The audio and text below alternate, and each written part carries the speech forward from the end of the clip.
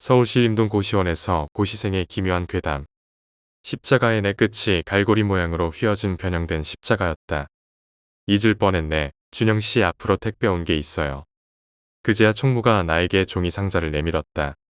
내 방에 들어와서 상자를 열자 신문지에 돌돌 쌓인 작은 화분이 모습을 드러냈다. 파리지옥이라는 식충식물이었다. 요즘 들어 모기가 기승을 부렸다. 낮에 환기를 위해 잠깐 창문을 열어놓는 경우가 있었는데 그 틈에 모기가 잠입하는 것 같았다. 새벽 2시까지 공부를 하고 잠을 청하다 보면 윙윙 거리는 소리도 없이 허벅지나 팔뚝이 따끔거렸다. 불을 켜고 찾아봐도 이 영악한 놈들은 어디에 숨었는지 보이지 않았다. 에프킬라나 전자모기향을 사자니 특유의 냄새 때문에 꺼려졌다. 그때 생각난 것이 바로 언젠가 TV 다큐멘터리에서 본 적이 있는 파리지옥이라는 식충식물이었다.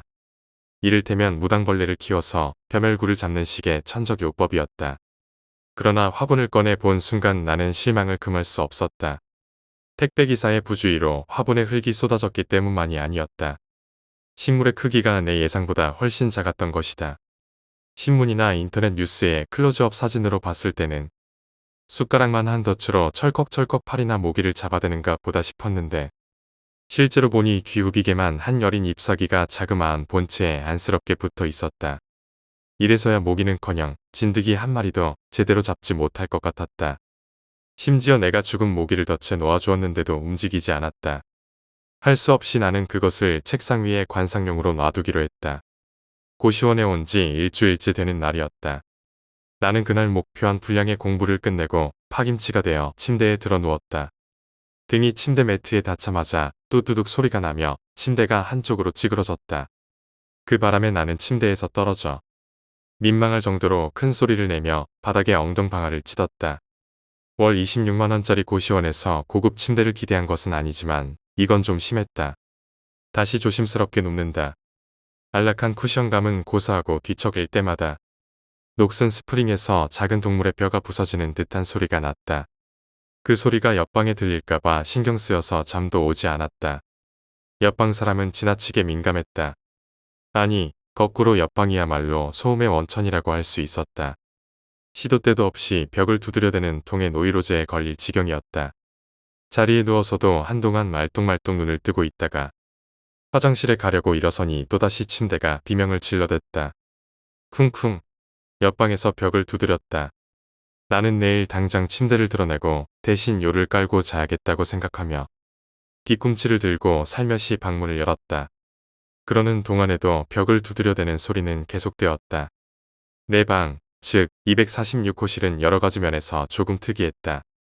시도 때도 없이 벽을 두드려대는 옆방 사람도 그랬지만 내가 처음 방에 들어왔을 때 이상했던 점은 거울의 배치였다. 거울이 벽이 아니라 책상 정면에 책꽂이에 걸려 있었던 것이었다. 그것도 완전한 정면이 아니라 좌우로 약간씩 비껴서 두 개의 거울이 붙어 있었다. 이건 마치 굳이 고개를 돌리지 않아도 바로 내 등 뒤를 살필 수 있는 그런 거울. 자동차의 백미러 같잖아. 아마 나보다 먼저 이 방을 썼던 사람이 부착한 거울일 것이다. 도대체 이 좁은 방에서 고개를 돌리는 것조차 귀찮아서 그랬을까? 아니면 차마 고개를 돌려서 확인하기조차 꺼려지는 것이 등 뒤에 있는 것 같아서? 하긴 나부터도 밤중에 혼자 공부하다 보면 종종 그런 느낌을 받을 때가 있다. 누군가가 가만히 서서 내 등을 쏘아보는 것 같은 느낌. 괜히 목덜미를 벌레가 기어다니는 것 같아서 등골이 스멀스멀하고 자꾸만 어깨가 움츠러드는 그런 느낌. 사람이란 자신의 시야로 확인할 수 없는 곳에 도사리고 있는 무엇인가를 제멋대로 생각하고 그 망상을 점점 구체적으로 키워간다. 외로움과 두려움이라는 본능적 감정에 어둠이라는 촉매가 융합하여 발생한 무색무취의 유독가스가 인간의 나약한 마음의 틈새를 비집고 들어오는 것이다. 그렇다고 해도 거울을 백미러처럼 부착한 것은 도가 지나치다 못해 좀 유아적이기까지 했다. 나는 그것을 떼어서 왼쪽 벽에 있는 큰 거울 밑에 나란히 붙였다. 두 개의 작은 거울을 나란히 걸어놓으니 큰 거울의 폭과 거의 비슷해서 세 개로 분할된 전신 거울처럼 되었다. 위쪽의 큰 거울이 내 얼굴부터 가슴 부근까지 비추었고 밑에 작은 거울 두 개가 몸통과 양쪽 팔을 비추었다. 나는 우통을 벗고 보디빌더처럼 폼을 잡으며 마른 근육을 이리저리 비추어 보았다. 공부를 시작하면서 수면 시간을 절반으로 줄였더니 체중이 4kg나 빠졌다. 그나마 팔굽혀펴기로 만들어 놓았던 약간의 가슴 근육도 다 사라졌다. 그래도 아직은 여자들이 보기에 매력을 느낄 만한 군상 없는 몸매다. 복근, 팔 근육, 어깨 근육 몸을 움직일 때마다 3개로 분할된 화면에서 몸의 각 부위가 미묘한 시차를 두고 따로 노는 것 같아서 재미있었다. 그때 내 입에서 가느다란 비명이 터져 나왔다. 내 오른손을 비추던 작은 거울 속에 내 손 대신 창백한 여자의 손이 순간적으로 비추어졌던 것이다. 시체처럼 푸르스름하고 여인 손에 몇 년 동안 깎지 않은 듯한 손톱이 이리저리 비틀리며 길게 자라나 있었다. 놀라서 다시 거울을 확인해보니 빈약한 근육에 내 팔이 비칠 뿐이었다. 요새 갑자기 공부량을 늘려서 신경이 예민해진 탓일까? 어쨌든 기분이 나쁘다. 불길하다. 나는 그 거울을 고시원 밖에 쓰레기통 옆에 가져다 버렸다. 사람은 살아가면서 주변에 자신의 온갖 흔적을 남긴다. 한 사람이 살다 간 공간은 아무리 깨끗이 청소를 해도 미처 지우지 못한 흔적들이 남는다. 물질적인 것은 물론이고 어떤 사념까지도 말이다. 흉가나 폐가의 으스스한 기운이 감도는 것은 유령 때문이 아니라 그러한 흔적들 때문일 것이다. 요사이 만화나 드라마의 심령 미스터리 물의 단골로 등장하는 사이코메트리라는 초능력도 알고 보면 세 자릿수 곱셈을 순식간에 해내는 것과 같이 조금 특이한 능력에 불과한 것은 아닐까? 결국 이러한 수많은 흔적들을 남들보다 조금 더 민감하게 감지해내고 순간적인 통찰력으로 조합해서 과거의 일을 파악해 내는 능력일 것이다. 그런 특수한 능력이 없는 보통 사람이라도 조금 시간을 가지고 머리를 굴려보면 흔적들을 조합해서 의외로 많은 정보를 얻을 수 있다. 나의 경우가 그렇다. 하루에 한 번씩 방 청소를 하면 전 주인의 온갖 흔적들이 끊임없이 나왔다. 바닥을 닦을 때마다 긴 머리카락이 나왔는데 도대체 이것들이 어디에 숨어 있다가 나오는지 알 수가 없었다.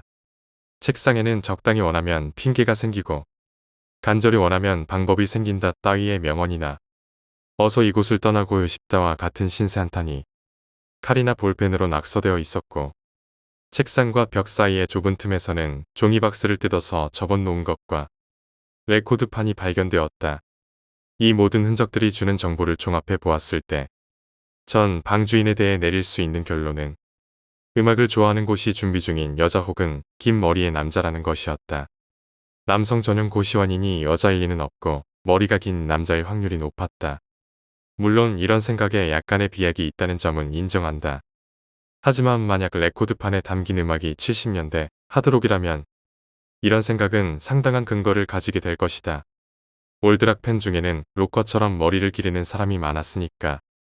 어쨌든 고등학교 때부터 레코드판을 모으는 취미가 있었던 나는 책상과 벽의 틈새에서 레코드판을 발견하는 순간 숨겨진 보물이라도 찾은 것처럼 흥분했다. 아쉽게도 커버가 없어서 어느 앨범인지는 알 수 없었다. 손바닥으로 레코드판의 표면을 쓸어 먼지를 닦아내니 검은 광택이 살아났다. 찬빛으로 빚은 머릿결같이 매끈하고 반질반질한 표면에 음의 흔적을 담은 동심원들이 육상 경주 트랙처럼 겹겹이 늘어서 있다. 우리 뇌에 주름의 정보가 저장되듯이 이 골에 음의 진동이 저장되어 있을 것이다. 바늘은 그 골 사이를 다니면서 미세한 떨림을 감지해내고 앰프는 그 떨림을 증폭시켜 스피커를 통해 장엄한 소리를 뿜어낸다. 어렸을 적 에디슨 전기를 읽다가 축음기의 발명 원리를 읽고 가슴이 두근거렸던 기억이 있다. 턴테이블의 원리는 기본적으로 축음기와 똑같다. 축음기의 원통에는 얇은 주석으로 된 가느다란 골이 파여져 있고 그 사이를 바늘이 지나다닌다. 바늘은 음성을 감지하는 떨림판과 연결되어 있다. 바늘을 골에 넣고 원통을 돌리면서 말을 하면 음성의 진동은 떨림판을 통해 바늘로 전달되고 바늘의 떨림은 그대로 원통 표면에 골에 기록이 된다. 즉 바늘은 자신의 흔적을 축음기에 골에 새겨서 남기는 것이다. 재생은 그 정반대의 과정을 거쳐 이루어진다. 진동이 기록된 골에 바늘을 넣고 원통을 회전시키면 바늘이 골을 다니면서 떨림을 감지해내고 그 진동을 떨림판에 전달해 소리를 재생시킨다. 물론 현대의 음향 기술에 비해 턱없이 작고 질이 떨어지는 소리였겠지만 놀라운 것은 그 속에 담겨있는 아이디어였다. 소리의 흔적을 저장해 두었다가 거꾸로 그 흔적을 통해 소리를 부활시킨다는 역발상에 나는 전율을 느꼈던 것이다. 틈틈이 골동품 가게에서 레코드 수집에 열중했던 것은 이런 이유 때문이었는지도 몰랐다. 어쨌든 어떤 가수의 흔적이 담긴 레코드를 얻는 것은 그 가수의 신체의 일부를 소유한 듯한 묘한 만족감을 준다. 이제 이 흔적을 재생시키면 어떤 존재가 생명을 부여받고 부활할 것인가. 비틀스가 튀어나올지 아바가 튀어나올지 현재로선 알 수가 없었다. 당장이라도 틀어보고 싶었지만 내 오디오는 대전에 있는 집에 있어서 무리였다. 할 수 없이 나는 형민에게 전화를 걸어 다음 스터디 모임 때 턴테이블을 들고 오라고 했다. 조금 무겁긴 하겠지만 밥은 이럴 때 사라고 있는 것이다. 형민에게서 빌려온 턴테이블은 덴논 DP300F 모델이었다. 고가 모델은 아니었어도 가격 대비 성능이 뛰어났다. 무엇보다 포노 앰프 내장식이라 공간을 적게 차지한다는 점이 장점이었다. 나는 떨리는 마음으로 판을 턴테이블에 올려놓고 헤드폰을 썼다. 낡은 레코드판에서 부활한 것은 다름 아닌 레드 제플린이었다. 그것도 명반 중에 명반으로 꼽히는 4집 앨범이었다. 록의 황제라고 불리는 레드 제플린답게 4집 앨범은 모든 곡이 명곡이었다. 그 중에서도 네 번째 트랙에 있는 스테어웨이 투 헤븐은 나로 하여금 전공서적을 던져버리고 기타를 잡게 만든 바로 그 곡이었다. 막바늘이 스테어웨이 투 헤븐을 지나 다섯 번째 곡인 미스티 마운틴 홉으로 이동할 때였다. 아주 미세한 잡음이 헤드폰에서 속삭이듯 들렸다. 뭐지? 신경을 긁는 미세한 쇳소리. 볼륨을 살짝 키워보았다. 잡음도 함께 커진다. 하지만 여전히 알아듣기 힘든 미세한 소리였다. 커버도 없이 오랫동안 방치된 레코드판이다 보니 표면에 잔 스크래치가 있어서일까? 하지만 이 소리는 스크래치로 인한 소리가 아니었다. 뭔가 아주 약하게 여자의 흐느끼는 듯한 소리가 끊어질 듯이 이어지며 들려왔다. 볼륨을 최대로 키워보았다. 흐느끼는 소리도 나를 향해 달려들 듯이 점점 커졌다. 이제 더 이상 의심할 여지가 없었다. 나는 플레이를 중단시키고 턴테이블에서 레코드판을 꺼내었다. 이것에 담겨있는 것은 레드 제플린의 음악만이 아니었다. 또 다른 누군가의 흔적이 함께 담겨 있었던 것이다. 이 세상으로의 재생을 꿈꾸는 그 어떤 흔적이 어떤 사람의 원한이나 바람이 너무나 강하면 그것이 사진기나 테이프 리코더에 남는 경우가 있다고 한다. 소위 말하는 심령사진이나 가수의 앨범에 귀신 소리가 녹음되는 경우가 그렇다. 어떤 연예인은 그것을 마케팅 수단으로 이용해 먹기도 한다. 하지만 어지간한 레드 제플린 광팬인 나조차도 사집에 이런 소리가 녹음되었다는 이야기는 들은 적이 없었다. 이것은 대량 생산품이다. 어느 하나에만 이런 소리가 삽입되는 일은 있을 수 없다. 문득 나의 뇌리에 백워드 마스킹이라는 단어가 떠올랐다. 백워드 마스킹이란 한때 악마주의 밴드 사이에서 유행했던 수법으로 곡의 단어 철자를 거꾸로 삽입해서 자신들의 은밀한 메시지를 레코드판 뒷면에 기록하는 수법이었다. 메시지는 주로 악마를 찬양하거나 마약을 하라는 내용이었다. 레드 제플린의 4집 앨범은 유난히 백워드 마스킹 논란이 많았던 앨범이다. 어쩌면 이것도 아무도 눈치채지 못한 백워드 마스킹의 일종일지도 모른다. 나는 판을 뒤집어서 앞가의 위치에 바늘을 얹어 놓았다. 내 생각은 맞았다. 시간을 거꾸로 거슬러 올라가는 듯한 기묘한 불협화음 속에 여자의 속삭이는 듯한 한마디가 선명하게 반복적으로 들려왔던 것이다. 어두워, 답답해, 날 어서 이곳에서 꺼내어줘. 후텁지근했다. 벌써 젖은 티셔츠 몇 개를 빨래 바구니에 던져 넣었는지 모른다. 에어컨이 고장 나는 바람에 밀폐된 고시원 나는 밤이 되어서도 찜통이었다. 조그만 선풍기 한 대가 내 등에 점막처럼 들러붙는 땀을 간신히 말려주고 있었지만 찜통 더위를 몰아내기에는 역부족이었다. 공부하는 틈틈이 문제의 레코드판이 생각났다. 도대체 어떻게 된 일일까? 레코드 뒷면에서 여자의 목소리를 들은 다음 날 나는 그것을 턴테이블과 함께 형민에게 들고 갔다. 형민은 판을 뒤집어서 몇 번 들어보더니 아무 소리도 안 들린다고 했다. 형민의 귀는 유난히 감각이 뛰어났다. 절대 음감에 가까워서 함께 밴드 활동을 할 당시 멤버 중 누군가 조금이라도 실수를 하면 귀신같이 잡아내곤 했다. 그런 형민의 말이었기에 함부로 무시할 수 없었다. 뿐만 아니라 내가 다시 들어봐도 레드 제플린의 신나는 곡만 들릴 뿐 어디서도 잡음은 들리지 않아 고개를 갸웃했던 것이다. 저번에 거울 사건도 그렇고 모든 게 신경이 예민해진 탓이었다. 사람이 충분한 수면을 취하지 못하고 극도의 스트레스에 시달리다 보면 환각이나 환청이 들리는 경우가 더러 있다고 한다. 요즘 나의 평균 수면 시간은 4시간 정도가 고작이었으니 그럴 만도 했다. 레코드판은 안 쓰는 앨범 재킷에 넣어서 옷 수납 상자 바닥에 보관해 두었다.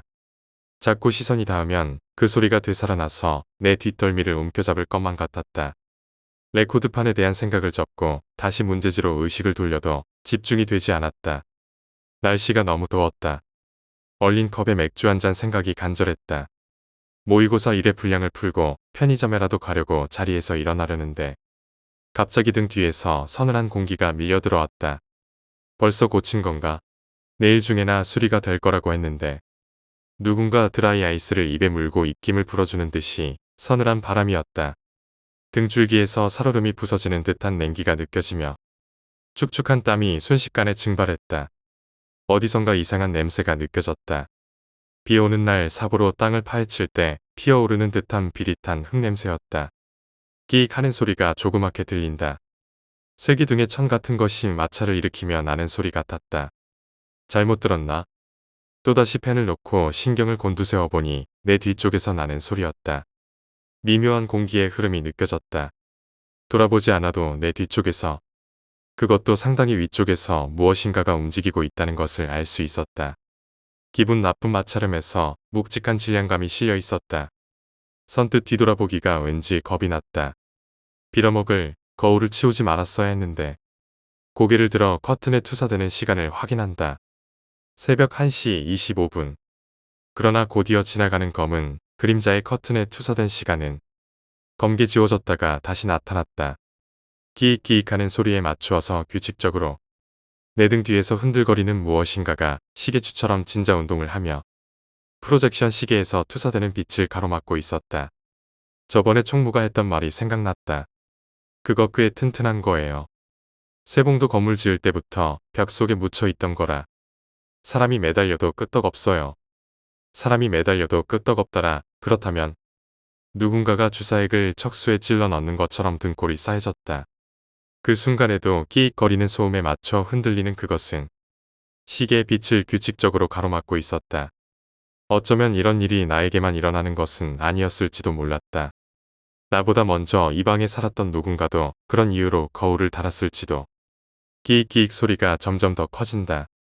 그때마다 내 심장은 나사처럼 바짝바짝 쥐어들었다. 모의고사 문제지를 무심코 구겨 쥐었다. 문제지가 땀에 젖어 찢어진다. 정신적인 압박을 견디다 못한 내가 막 소리를 지르며 돌아보려는 순간 툭! 무언가 묵직한 것이 내 어깨 위로 떨어졌다. 나는 심장이 멎는 것 같아서 튕겨 오르듯이 자리에서 일어났다. 뭘 그리 놀라세요? 내가 더 놀라겠네. 창민은 화들짝 놀라서 내 어깨에 얹은 손을 거두어들였다. 아직 안 주무시면 출출하실 텐데 이거라도 드세요. 뒤쪽 주차장 화단에 제가 심은 건데요. 벌써 먹을 만큼 여물었지 뭡니까? 창민이 큰 유리그릇에 든 삶은 옥수수 2개를 불쑥 내밀었다. 나는 놀란 표정을 간신히 추스르며 그릇을 받았다. 혹시 아까부터 제 뒤에 서 계셨어요? 네? 아니요, 방금 들어왔어요. 지나가다가 불이 켜져 있길래. 혼자 먹기도 뭐해서 실은 좋은 소식도 있어서 알려드리려고 왔어요. 어떤? 저번에 7급 시험 봤다고 했잖아요. 합격했어요. 오늘 발표가 났습니다. 이게 다 주님의 은혜예요. 창민은 감격스러운 표정으로 기도하듯 두 손을 잡았다. 이곳 사람들은 모두 기독교 신자인 듯했다. 합격률이 희박한 시험에 응시하는 절박한 심정이면 누구나 종교를 믿게 되는 것인지도 몰랐다. 창민의 합격 소식을 듣고 나니 나도 다시 교회에나 나가볼까 하는 생각이 들 정도였다. 창민이 다녀가간 후 다시 평상시대로의 일상이 돌아왔다. 조금 전까지 나를 주술처럼 휘어감았던 공포는 감쪽같이 증발해버렸다. 시간을 확인해보니 1시 28분이었다. 고작 3분이 지났을 뿐인데 30분 동안 악몽에 시달리다 깨어난 기분이었다. 다시 공기가 후텁지근해진다. 등에서 구슬처럼 솟아나는 끈적한 땀이 티셔츠를 축축이 적시고 있었다. 7월이 순식간에 지나고 8월이 되었다. 그동안 나의 일상은 극기의 반복이었다. 학원 독서실에 남아 공부를 하다가 고시원에 돌아오면 밤 11시가 넘어 있었다. 시험은 하루하루 피스톤처럼 무자비하게 공기를 밀어붙이며 다가왔다. 합격하기 전까지는 이 숨 막히는 생활에서 탈출할 구멍이 없었다. 나뿐만이 아니었다. 모두들 이번 여름이 성공과 실패를 가르는 분기점이라는 각오로 목석처럼 앉아 공부에 몰두했다. 그들보다 더 많은 고통을 인내해내야 비로소 내가 이길 수 있다는 생각에 나도 분발하지 않을 수 없었다. 내 인생이 걸려있다는 위기감을 생각하면 그동안 고시원에서 경험했던 몇 번의 이상한 일은 아무것도 아니었다. 아니, 그것은 그만큼 내 신경이 곤두서 있었다는 증거였다. 지친 몸으로 학원에서 돌아와 방문을 열어보니 책상이 엉망진창이었다. 시간이 없어서 며칠째 정리를 하지 못했다. 창가에 내놓은 파리지옥도 물을 주지 않아 누렇게 말라 죽어 있었다. 식충식물이라는 무시무시한 이름이 무색하게 초라하게 죽은 녀석을 보니 왠지 안쓰러웠다. 잠깐 뭔가가 달라져 있다. 항상 쩍 벌리고 있던 덫 한 개가 조개처럼 오므라들어 있었다. 덫의 양쪽 끝으로 기다란 털이 살짝 삐져나와 있다. 조심스럽게 덫을 열고 그것을 꺼내어 보았다. 그것은 사람의 머리카락이었다. 방 청소를 할 때마다 나오는 의문의 머리카락. 이게 어떻게 여기까지 오게 되었을까? 청소할 때 바람에 날렸다가 우연히 파리지옥의 잎사귀 위로 올라갔을까? 머리카락의 주성분은 단백질이다. 파리지옥은 그것을 모기 대신 영양 공급원으로 삼았을 것이다. 나는 파리지옥을 뿌리째 뽑아서 비닐봉지에 쌌다. 아무래도 전자모기향을 사야 할 것 같았다. 제게 또다시 팔뚝이 따끔거렸다. 나는 신경질적으로 팔뚝을 푹푹 긁었다. 이건 뭐지? 팔뚝을 긁은 내 손톱에 머리카락이 한 올 걸려 있었다.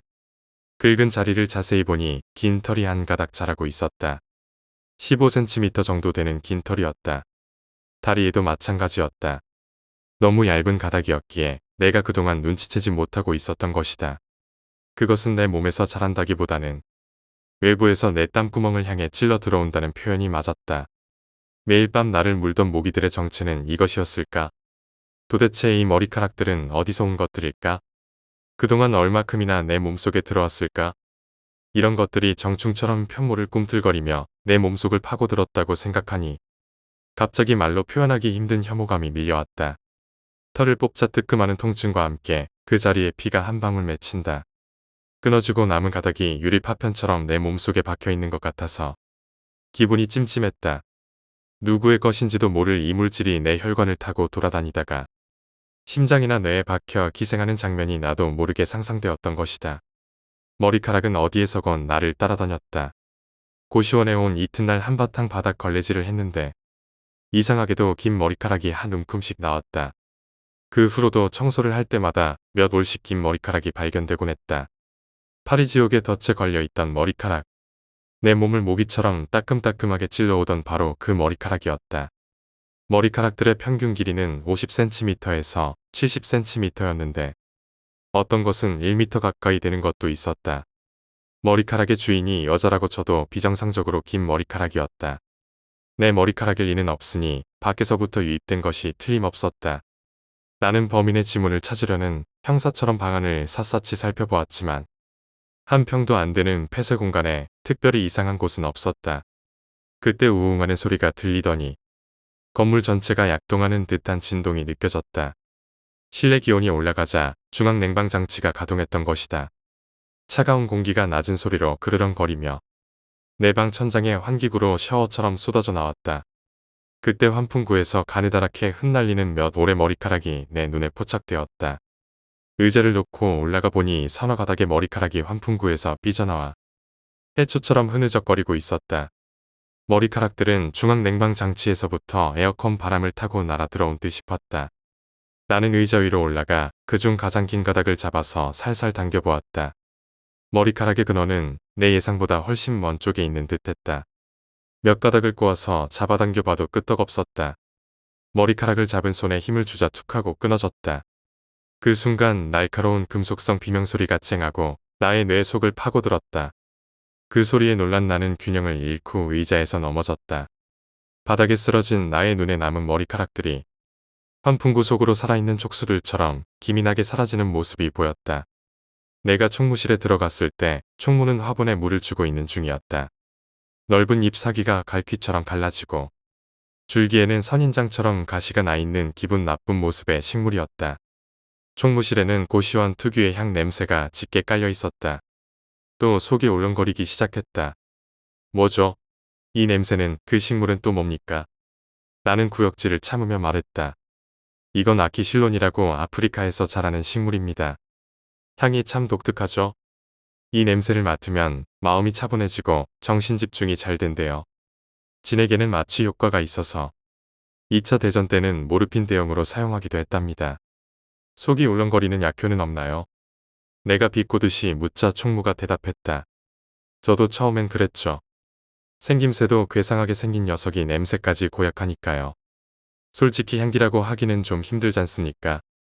그래도 일단 익숙해지니까 오히려 향기가 없으면 안절부절 못해지고 집중이 안 되더군요. 준영 씨도 처음엔 괴롭겠지만 조금만 더 참아보세요. 그것은 금단 현상이다. 저 식물은 혹시 마약류가 아닐까 하는 의구심이 들었다. 하지만 그런 의심은 설마 도심 한복판의 고시원에서 마약을 재배할 리가 있겠나 하는 상식에 가려져 금방 의식 너머로 사라지고 말았다. 아마도 요즘 유행하는 향기요법, 바람을 타고 공부에 도움이 된다는 과대 광고로 팔리는 특이 식물일 것이다. 냄새도 냄새지만 제 방에 머리카락 좀 어떻게 해주세요. 머리카락이라뇨? 에어컨 환풍구로 끊임없이 들어와요. 길이는 한 50cm에서 긴 것은 1m까지. 아무튼 신경이 쓰이네요. 제가 한번 봐드리죠. 총무가 드라이버를 들고 총무실을 나섰다. 아무것도 없는데요. 드라이버로 환풍구를 뜯어낸 총무가 환기 통로를 한참 들여다보더니 말했다. 자세히 살펴보세요. 머리카락 같은 것 안 보여요? 나는 밑에서 의자가 돌아가지 않게 붙잡고 있었다. 총무가 의자 아래로 내려와서 검정으로 시커멓게 변한 마스크와 장갑을 벗었다. 괜히 귀찮게 해드려서 죄송합니다. 나는 아직 의구심이 풀리지 않았지만 일단 형식적인 사과를 했다. 혹시라도 또 불편한 사항이 있으면 말씀하세요. 공부 때문에 신경이 예민해지셔서 헛것이 보인다고 해도 이렇게 직접 눈으로 확인하고 나면 한결 나으니까요. 알겠습니다. 그런데 저기 혹시... 네? 아닙니다. 다음에 기회가 되면 말씀드리죠. 나는 옆방에 대한 것을 물어보려다가 꾹 참았다. 머리카락과 더불어 나를 끊임없이 괴롭히는 것은 옆방 247호실의 소음이었다. 특정한 시간대 새벽 1시 전후만 되면 어김없이 벽을 두드려댔다. 처음에는 내가 시끄럽게 해서 그런가 보다 했는데 그것도 아니었다.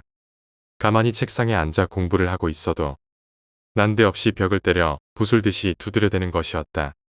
가끔 알 수 없는 소리도 섞여 들렸다. 일종의 잠꼬대 같았다. 가뜩이나 공부에 대한 부담 때문에 스트레스를 받고 있는데 같은 소음이 매일 반복되니 정말 미칠 지경이었다.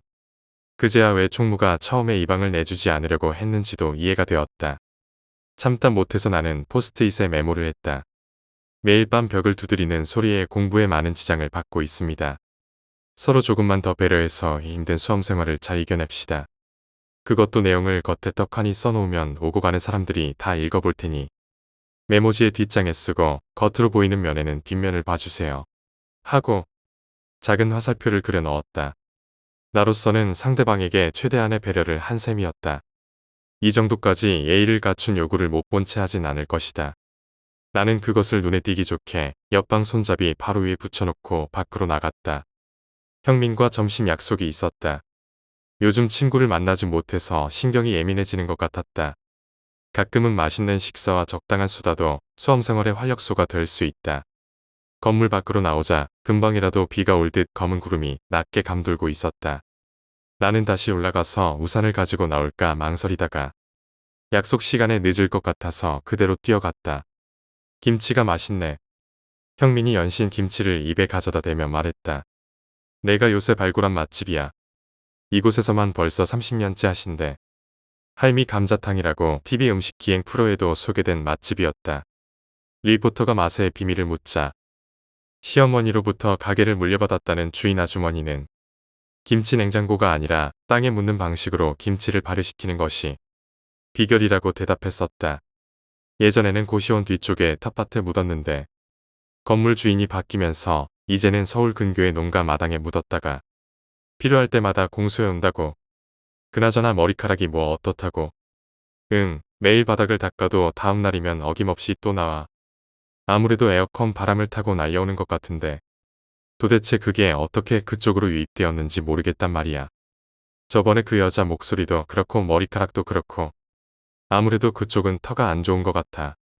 또 그 소리냐? 그 고시원에 무슨 귀신이라도 산다는 거야? 독실한 크리스천답지 않은데 성경에서는 귀신의 존재를 부인하지 않고 있어. 신약 사복음서에 보면 예수께서 귀신 들린 사람에게서 귀신을 쫓아내 돼지 무리들에게 넣은 기록도 있고 또 광야에서 40일 동안 아이쿠 알았다 알았어. 사도 형님께서 오죽하시려고. 내가 말을 잘못 꺼냈다. 더 이상 듣다가는 먹다 체할 것 같아 내가 먼저 항복 사인을 보냈다. 그런 소리 하지 마라. 나도 실은 요새 시험에 들고 있다고. 무슨 시험? 사법고시? 외무고시? 농담하지 마. 나 심각하니까. 1년 전에 우리 아버지 교통사고로 돌아가신 거 알지? 안 그래도 그 후로 경제적으로 힘들었는데 이번엔 어머니마저 간암으로 입원하셨어. 의사가 그러는데 상태가 심각하시대. 어머니 연세도 있으셔서 수술을 하긴 하겠지만 결과를 장담할 수 없는 것 같아. 내 뒷바라지 하신다고 병원비도 아끼시더니 결국 어머니까지 어떻게 되시면 난 어떡하니. 이래서야 공부나 끝까지 할 수 있을는지 모르겠다. 형민이 깊은 한숨을 토해내었다. 여태껏 한 번도 나에게 약한 소리를 한 적이 없는 강인한 녀석이었다. 그만큼 요즘 형민의 주위를 둘러싼 상황은 극악으로 치닫고 있는 모양이었다.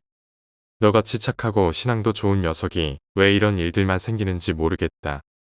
아버님도 참 좋은 분이셨는데 나도 잘 모르겠다. 나도 원죄를 타고난 인간이긴 하지만 남에게 큰 해는 끼치지 않고 살아왔다고 생각했는데 요새는 주님의 뜻이 과연 무엇인지 의심스러워져. 우리 인간은 당구공이고 하나님은 허슬러라고도 하잖아. 마세이 몰라? 지금은 이 방향이 아닌데 해도 결국에 세네로의 쿠션 먹고 제일 곤란한 공에 딱 하고 맞는다니까. 왜 성경에도 의인인 욥의 고난이 나오잖아. 처음에야 재산도 잃고 자식도 죽지만 나중엔 더 큰 재산과 더 나은 자식을 받잖아. 너도 결국 좋은 쪽으로 될 거야. 나는 어줍지 않게 옛날 설교 시간에 주워들었던 일을 떠버리며 형민을 위로했다. 하지만 사랑했던 자식들을 다 잃고 나서 새로 얻은 자식들이 무슨 소용이 있지? 양쪽으로 보상받으면 그 끔찍한 슬픔이 다 잊힌다는 거야. 나는 그렇게 생각하지 않아. 나에게 아무리 훌륭한 부모님을 새로 주신다고 해도 지금 우리 부모님하고 바꾸진 않을 거야. 자식이라면 누구나 그렇게 생각하는 게 당연하지 않을까? 형민의 반론에 나는 아무런 대꾸도 할 수 없었다. 우린 둘 다 구렁텅이에 빠진 장님격이군. 너도 마찬가지겠지만 나도 이제 한계야. 동생 2명이 아직 학교에 다니고 있어. 올해도 합격이 안 되면 막일이라도 해야 돼. 절박하다고. 아 요즘엔 신입생 때 너랑 같이 음악하던 시절이 생각난다. 그때로 돌아가고 싶어. 재미있던 시절이었지. 그때 함께 음악하면서 했던 말 기억나? 우리의 모토 말이야. 우리는 둘 다 입을 모아 동시에 말했다. 합주는 혼자서 하는 게 아니다. 우리는 서로를 바라보며 멋쩍게 웃었다. 힘들면 언제든 연락해. 식사를 끝내고 문을 나서니 본격적으로 비가 쏟아지기 시작했다. 우산을 챙겨오지 않은 것이 후회되었다. 식당 텔레비전에서 태풍이 북상하고 있다는 뉴스가 흘러나왔다.